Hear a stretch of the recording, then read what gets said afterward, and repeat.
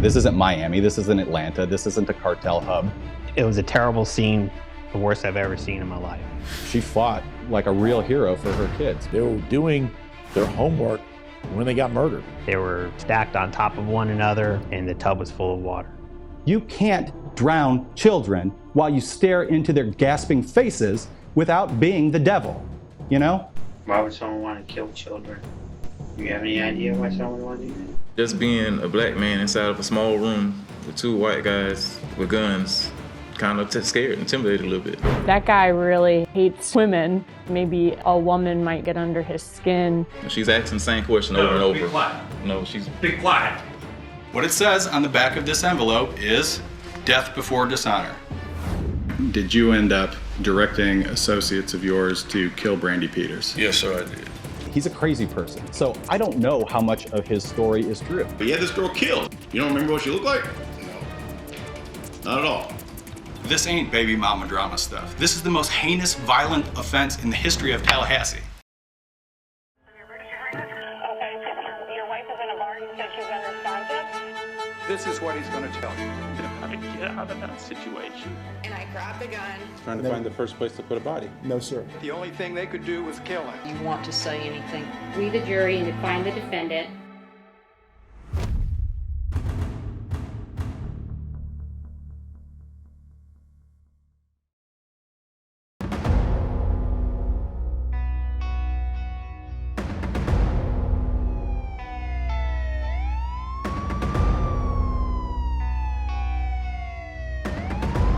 This is Forensic Specialist Annie Pressey, ID 867.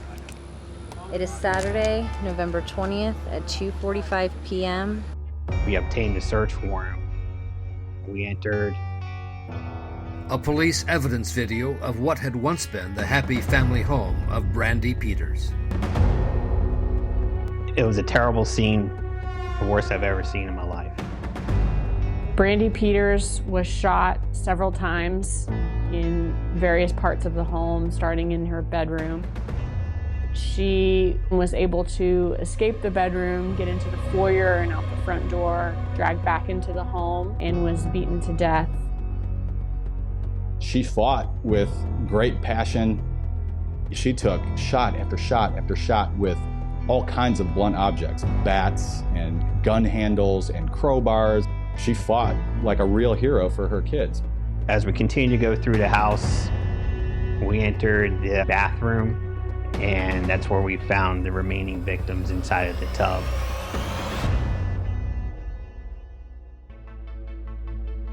The bodies of Brandi Peters' twin girls and a 3-year-old son. They were stacked on top of one another, and the tub was full of water.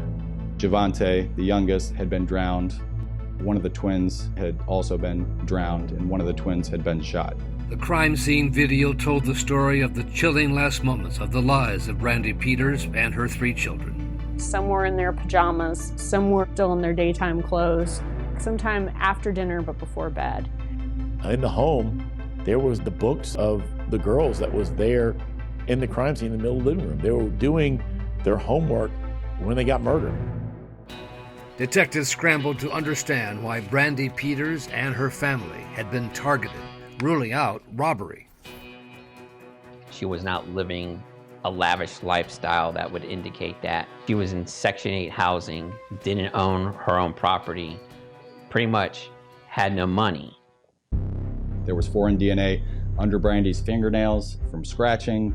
There was foreign DNA on the phone in her bedroom that had been ripped out of the wall and then had the cord cut. It became apparent from the beginning that there was no forced entry into the house. That told us either the victims knew the perpetrator and they were welcomed in, or the doors simply left unlocked.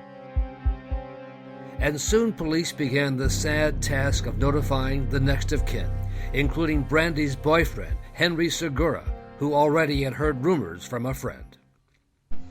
Okay, what'd she tell you? That Brandi and the kids, someone killed them this morning. That's true. The little boy, Javante, was Henry's son. And I'm sorry to tell you, but he has passed away. Persons who are murdered usually know the offender, and that offender is close to them. You do want to get information from them, but at no time was he a suspect during this interview. Tell me about Brandi. What kind of person is she? Spunky. Okay. She's down to earth. She's real sweet. She's a cool person. Mm-hmm. Segura said they met at a gas station in Tallahassee 4 years ago. Did you immediately start dating one another, or did she know you were married? Yeah. She had no problems with that? What about your wife, Malika? Does she know about... Yeah, eventually. Okay, eventually. Segura told the detectives there had been doubts about the paternity of the little boy and that he was behind on court-ordered child support payments. You haven't paid it? Any reason why? Just haven't had the money to pay. Okay, because you're out of a job? No, just bills backed up. I just haven't had the money to put towards it. Okay. I got another kid in Orlando. I pay child support too. I haven't paid it in a while. Just back up on it. Okay. How many kids do you have? 2, 3, 4, 3 now. I had 5. Right, and it's different women? My 2 sons with my wife, and I had Javante with her, and I got a little girl in Orlando. Henry said he had not been at Brandi's home for at least 2 days prior to the murder and told the detectives he was at his home the night of the murder. When they said, how are we going to prove that you weren't over there that night, or how are we going to know that you were home? He said, well, check my phone. The phone's GPS tracking data confirmed his alibi. The primary cell phone number that he gave us placed the handset, the cell phone, at his residence. And Segura's wife Malika came in to bolster the alibi. She was sick that day and was under medication, so she went to sleep in a different bedroom in the house. She says she saw Henry there when she went to sleep, and she would have known that if he left because the door or the house was alarmed and it chimes every time the door opens and closes. Your wife doesn't like Brandi, does she? She doesn't like that much. No, she wouldn't kill her. In his interviews, he was laughing a lot, like laughing just all throughout his interview. And it was, really inappropriate behavior that you don't expect to see in that type of situation. I mean, the investigators weren't laughing. This is a tragedy. This is a real tragedy. You can't figure out why. Why would someone want to kill children? Do you have any idea why someone wanted to? During the interview, I noticed a cut on Mr. Segura's hand in the area of his pinky. Would you mind removing your shirt just to make sure you have no injuries or anything like that on your person or anything you're concerned about? Asking about a number of minor scratches and red marks on his body. How'd you get this little scratch right there? Did you get some scratch right here? How'd you get all that? I said, would you mind if we photograph that injury? You mind if I just take some pictures? No, I don't mind. Okay. Is this going to be used against me or something? Well, that was chilling. That made my hair rise up. It still sticks with me in the back of my mind. We're doing an investigation. I don't know. Like I said, I was going to ask you if you would mind giving me some DNA as well. But the ultimate thing, what we want to do is solve this crime, right? I want to solve. So, without any hesitation, Segura voluntarily gave a sample of his DNA, confident it would put an end to any suspicion that he was involved in the murders.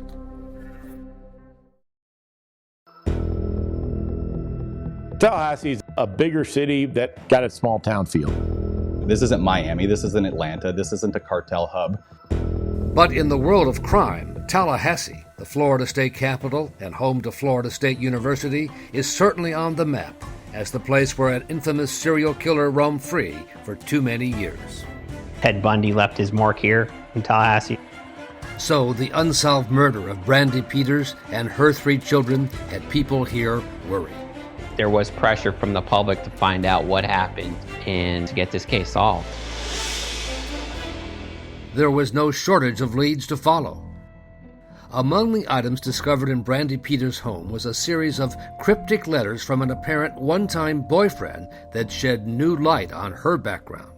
You had a known Tallahassee drug dealer who was dating Brandi, who had fallen into a drug debt himself. A man identified as James Carlos Santos, serving time in prison at the time of the murder. Mr. Santos ultimately was identified as a member of a drug trafficking organization, the Los Zetas Cartel. And DNA found at the crime scene on that phone cord was a possible match to yet another convicted drug dealer who was then living in Italy. We went into Brandi Peters' life. We followed up on every lead, every person that came into her life around that time of her murder. At Tallahassee Police Headquarters, Henry Segura was called back in for a second round of questioning, and he was upset that detectives Mark Lewis and Anne-Marie Johnson had contacted some of his girlfriends. They don't know anything about our relationship that we had. Henry, I already explained this thing to you earlier. I said there is no stone that's being unturned. And you're not the only person who's been confronted with these hard-hitting questions, so to speak. It's not hard-hitting questions. It's just that I just don't see I don't see where is it going to get you. This isn't a case that's going to get solved in 2 days, 2 hours, 2 weeks, maybe even 2 years. I have to go to everything. I have to know everything about everyone. And you have a child with a dead lady. And this turns out that your child with that dead lady happens to be dead. That is serious. Understand? That's why I need to know everything about Henry Segura. I need to know everything about Henry Segura's children. I need to know about your parents. Everything. I need to know what makes you tick. You know that nothing will make me tick enough to kill anybody, especially Brandi and her kids. And then homing in on his alibi that he was nowhere near Brandi Peters' home that Friday. Did you go over to Brandi's at all on Friday? Someone seen me at Brandi's house on Friday? I've got to ask the question. Oh, okay. I'd say, I don't know. Would somebody tell us that? I don't know. I've been seeing a bunch of stuff I've been hearing about a bunch of stuff on the news and on the internet, but... Okay. Like what kind of stuff have you been reading? Someone said something about I had a key to her house.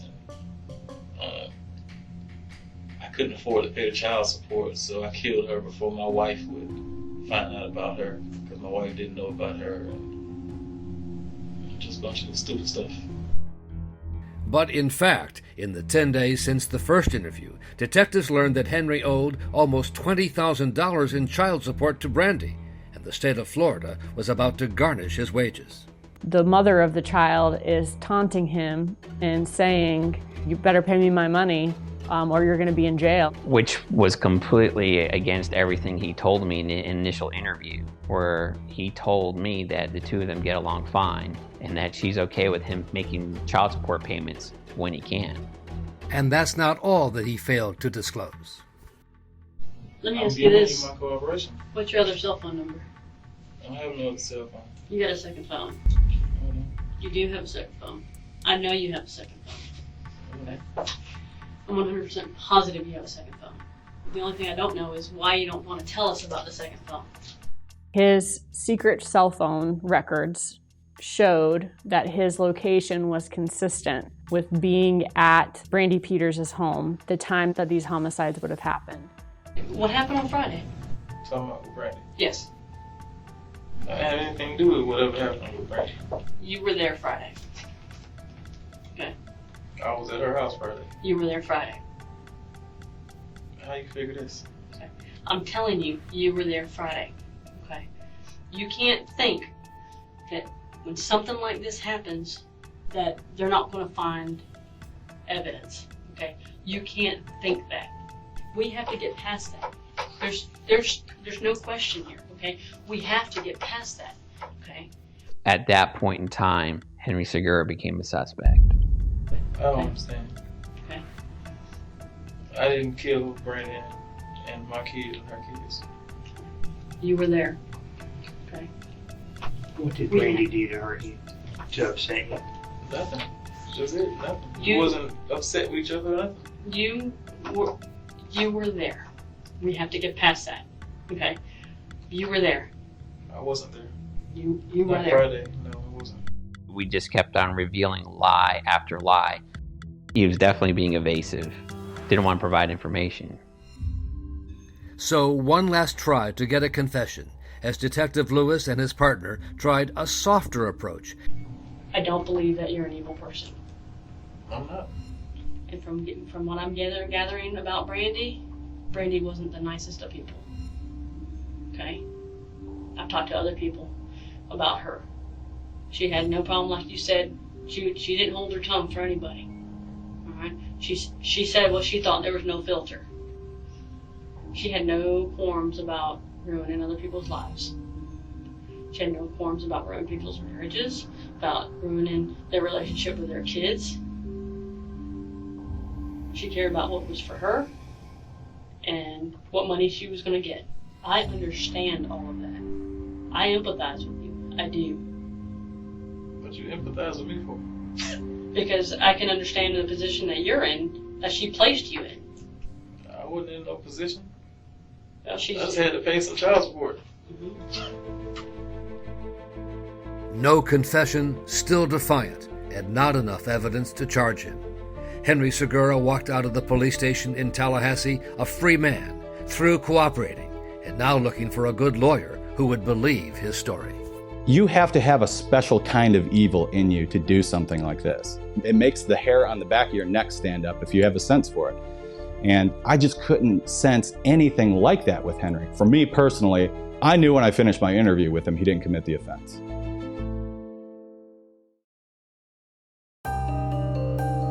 It's a special kind of evil person who would kill 3 children. And for almost a year, Tallahassee police were on the hunt for that person or persons.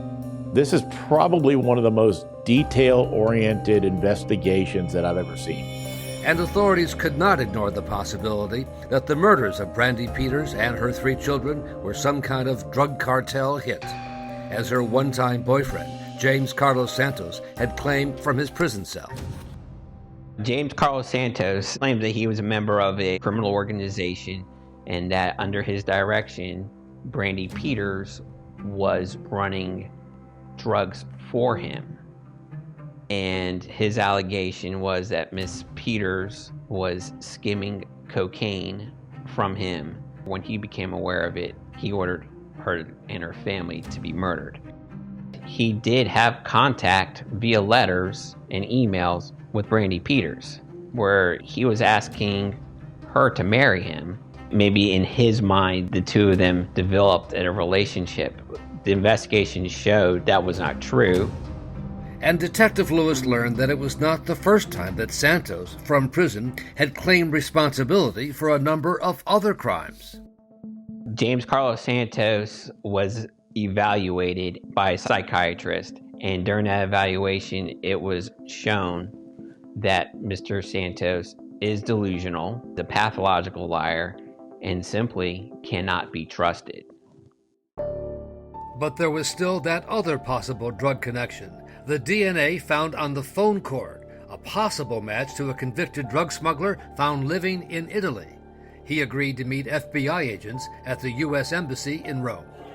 He's supposed to be some monster drug cartel guy. We told him what we were investigating. More than willing, cooperated. He said, "I will meet you anywhere." He went to this United States Embassy, walked inside, made contact with an FBI agent, and voluntarily gave us his DNA.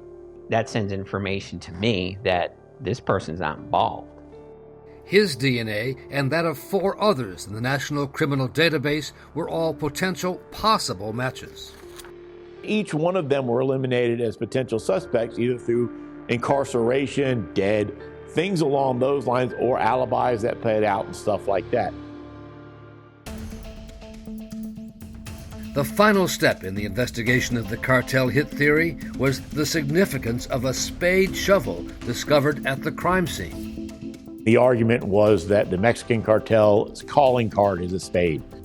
A bunch of hooey. Even if a spade is their calling card, why they would have a spade shovel and lay it down instead of a ace of spades from a deck of cards that can easily be brought in just didn't make any sense. Having debunked the cartel hit theory, only one suspect remained. At one point, I said not to charge Henry Segura because I didn't think we had sufficient evidence.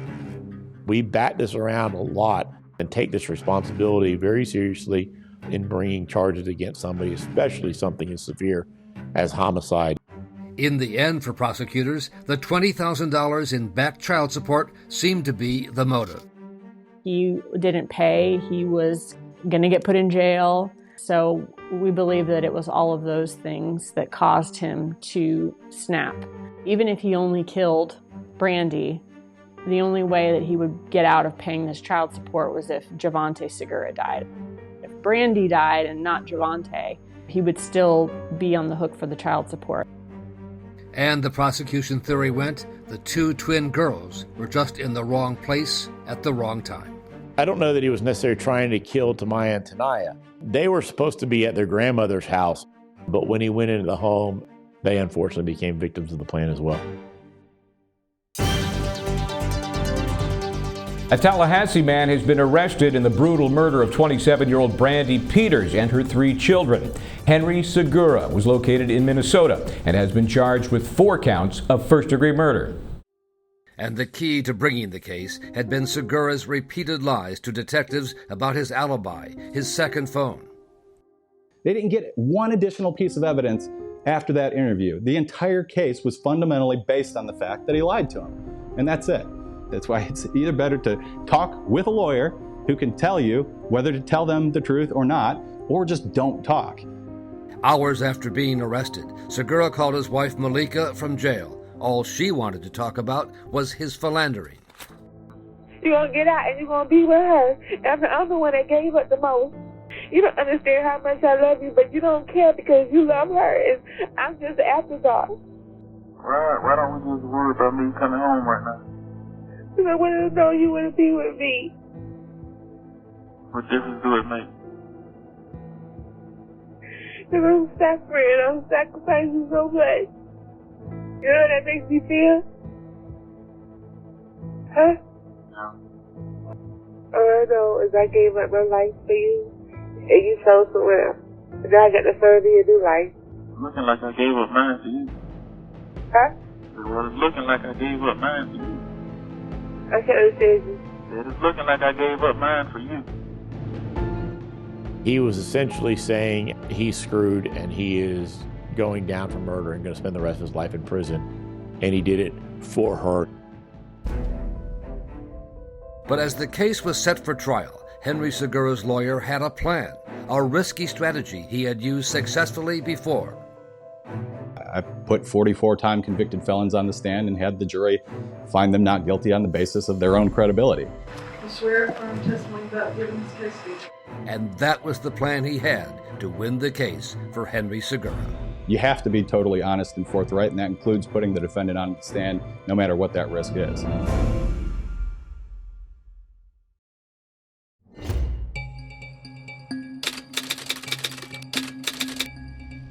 We are in the trial of Florida. It's a death penalty case versus Henry Segura for a quadruple homicide. It's a retrial. A retrial. So Henry Segura and his lawyer Nathan Prince had reason to be optimistic because an earlier trial had resulted in a hung jury. We felt very confident going into the second trial. If anything, I think that my strategy was to be slightly more aggressive. I was confident in our evidence. And the prosecution team knew it had to up its game. You've got to bring your A game at all times, especially against an opponent like Mr. Prince, and it's hard to do. Ladies and gentlemen, you are here because on November 20th, 2010, law enforcement officers responded to 908 Saddle Creek Run. Prosecutor John Fuchs focused almost entirely on the lies Henry Segura had told about his cell phone, which put him at the murder scene. He thought he could pull one over the eyes of the Tallahassee Police Department. What they did is they found out he had a separate phone number that he didn't tell them about. And what they did when they checked that cell phone record is they determined he was in fact there at the time that Brandi Peters and the kids were killed. And the jury was shown the disturbing crime scene police videos and told it was all about Segura, upset with Brandi Peters' threats to put him in jail for non-payment of child support. Mr. Segura has now found a girl he can't manipulate. He gets frustrated more and more and more, and ultimately, apparently, decided the only way out was to kill her. What the evidence is going to show you, that Henry Segura had the motive, he had a means, and he had the opportunity to commit these murders, and he did, in fact, commit them. For the defense, Nathan Prince was all in on the theory that it was a drug cartel hit, not a dispute over child support payments. You can't talk about motive, though, without talking about the other folks who had motive to kill Brandi Peters. You're going to hear about Carlos Santos. Mr. Santos will testify in this trial that he ordered the murders, that he orchestrated the murders, and that's exactly what happened. The prosecution knew its biggest weakness was the lack of physical evidence tying Segura to the crime scene. Without incriminating DNA, they feared the so-called CSI effect. These TV shows have created a very unrealistic perception of the way an investigation is done. A lot of the things that we do now, we call analysts to explain to people why we don't have DNA, rather than for the purpose of showing why we do. But the strength of the prosecution case was the police interviews and Segura's lies to Detective Mark Lewis. And talking to him, how many times in that second interview did you say he wasn't at Brandi's house? 23. 23 times in the second interview. Never, always said he was not there. Yes, sir. The tracking data on his second secret cell phone said otherwise. That person that you interviewed, Henry Segura, is he in the courtroom? Yes, he is. Please indicate, please want him to indicate on the building. Gentleman at the defense table wearing a black jacket. Hey, record, please indicate the defendant, Mr. Henry Segura. No further question.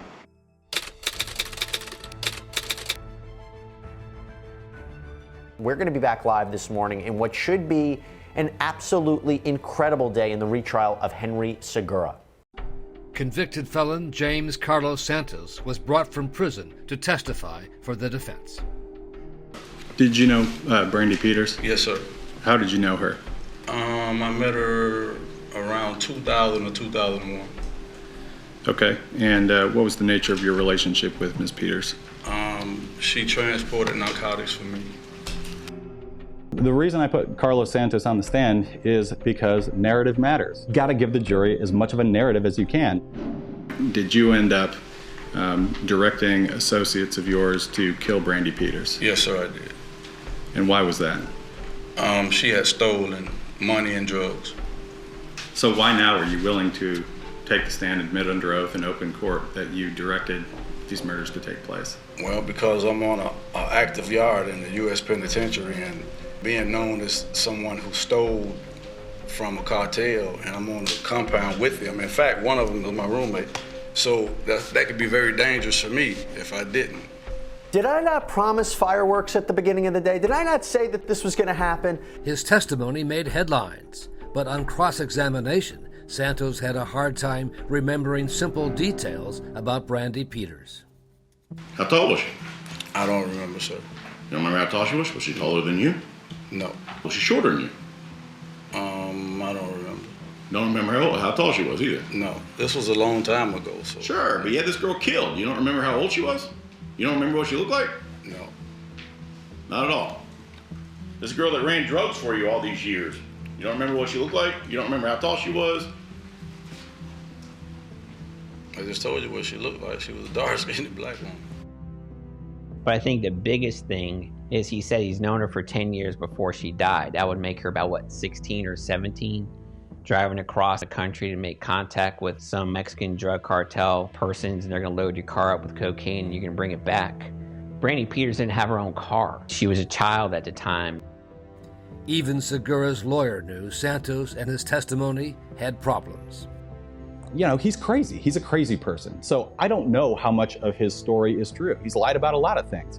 Do I know for certain that he ordered it and he's this big shot like he says? I don't know that. But for the defense strategy to work, there was one witness who the jury absolutely had to believe. Hearing at this time, the defense will call Henry Segura. A risky but calculated decision for the defense. I'm not looking for a hung jury. I'm trying to win the case. You got to give them what they want if you want a chance to win. What they want is to hear from the defendant. The defendant has to explain why he lied. So the whole time I was there, I kind of felt cornered. I felt like I was a suspect, so to speak. Do you remember exactly what that was based on? Your feeling that you were being cornered or looked at as a suspect? Just being a black man inside of a small room with two white guys with guns. You know, I was kind of scared, intimidated a little bit. So. Only Henry could explain why his cell phone was where it was during the time that the state showed it was near the victim's house. At the time, you lied to him, right? Yes. Because I honestly didn't think that me lying to him about having sex with a bunch of different women would, result in me being arrested for murder. That was a lie that you persisted in throughout your interviews with them, correct? Even after they confronted you about the 408 phone? Yes, sir. You never gave in and just told them, yeah, that's my phone. Yeah, I'm hooking up with all these women. No, sir. Henry is a dog, like a lot of guys are dogs that cheat on their spouses or girlfriends or whatever. But you can't drown children while you stare into their gasping faces without being the devil. You know? That's the devil. And now, the prosecution needed to prove in their cross-examination that that's exactly who he was.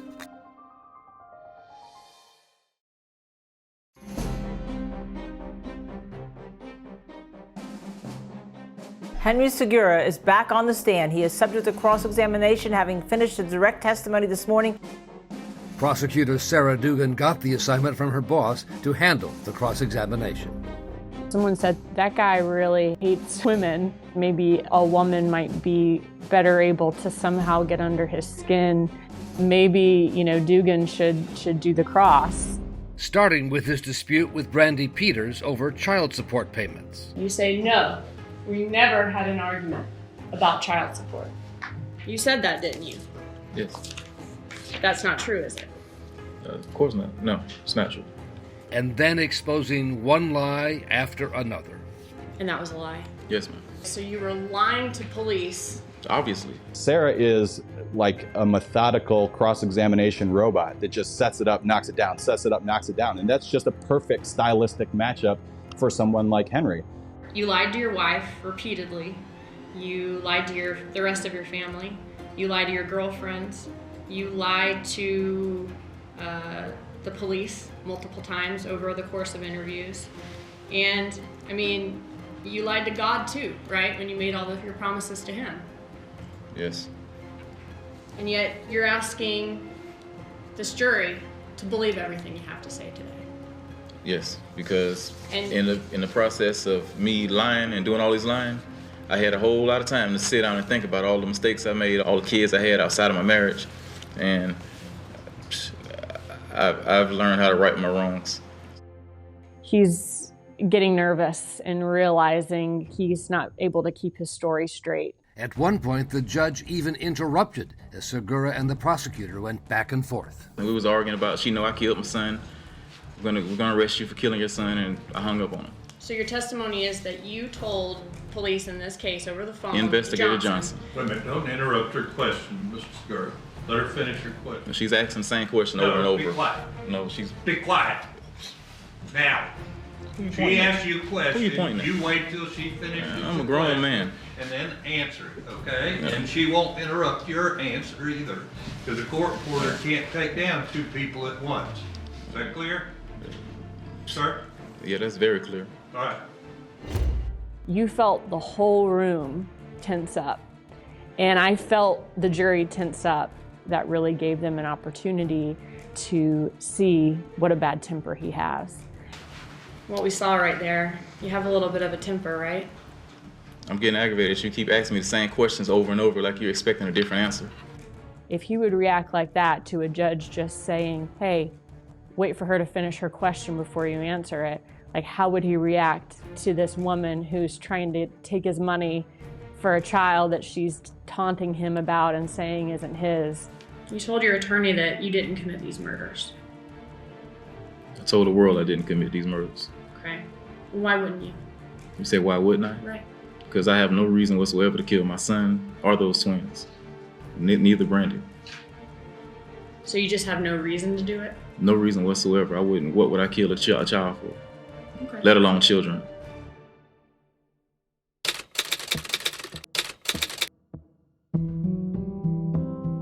The attorneys now will present their final arguments. The big question is, how is the state proven that Henry Segura did this? Let's talk about it. Who has the motive, who has the means, and who has the opportunity to commit this murder? Because that's what law enforcement looks for. We know that Henry Segura owed child support to Brandi Peters. So is there motive? Certainly. The next we turn to means. Who's got the means to do this? Who's got the strength to do that aspect? Who's got the anger to do those beatings in the manner that they were done? Who's got the strength to use a weapon in order to cave in her skull? Then to the lies he told detectives, all captured on the video shown to the jury. He lied 23 times in that video alone. 23 times in that one alone. And then the jail phone call to his wife after he was arrested. She says, "I've given up my life for you." And what does he say? Well, it's looking like I gave up mine for you. I can't understand you. Said it's looking like I gave up mine for you. Looking like I gave up my life for you as well. After he's just been arrested for homicide. And when you take all of that and put it in context, he is guilty of killing Brandi Peters, Tamaya Peters, Tanaya Peters, and Javante Segura. And ladies and gentlemen, it cannot be lost that today is the 9th anniversary of these murders. Defense lawyer Nathan Prince knew that the jurors were particularly upset over the deaths of the 3 children. It's hard to get them to get past the emotion of seeing dead children. A lot of those jurors were parents, and that makes a jury want to punish someone. In some ways, they would rather punish the wrong person than that nobody get punished. Folks, this ain't baby mama drama stuff. This is the most heinous, violent offense in the history of Tallahassee, right? That's not domestic violence stuff. That's not, oh darn, I gotta pay another $200 a month. That's not what causes this offense. That doesn't make a father of 4 go drown babies. Doesn't make a man who just had sex with this woman go beat her face in. That doesn't make sense. What did make sense, Segura's lawyers told the jury, was the defense theory that it was a drug cartel hit on Brandi Peters and her children ordered by James Carlos Santos. They found like 7 or 8 letters from Santos to Brandi, and these are all sent within like the 2 weeks leading up to the murder. What it says on the back of this envelope is death before dishonor. Word is bond, bond is life, and a man should give his life before his word fails. Dear Mr. Mailman, if this letter happens to get lost, just send it to heaven because it's going to an angel. On the other side it says, I thank God for you, and I ask that he look out for you and our 3 little angels. Chilling, right? And then an effort to explain his client's outburst the day before with the judge. I put him on the stand knowing he's not a superstar witness. All I told him was get up there and be real. Like, you've waited for this moment, get up there and be real and be you. And they want to try and say because he gets frustrated that he's the killer. Is that your best evidence, that he's the killer? He got frustrated? I ask that you follow the law that you promised to follow, that you hold the state to its burden, and that you find Mr. Segura not guilty. When Mr. Prince gave his closing argument, I remember thinking, uh-oh. It was very good, very passionate. I thought we were screwed. I thought we were going to be not guilty. But then they came back in pretty quickly. I think it was in less than 3 or 4 hours. State of Florida versus Henry Segura, we, the jury, find as follows as to count 1 of the indictment concerning the murders of Brandi Peters.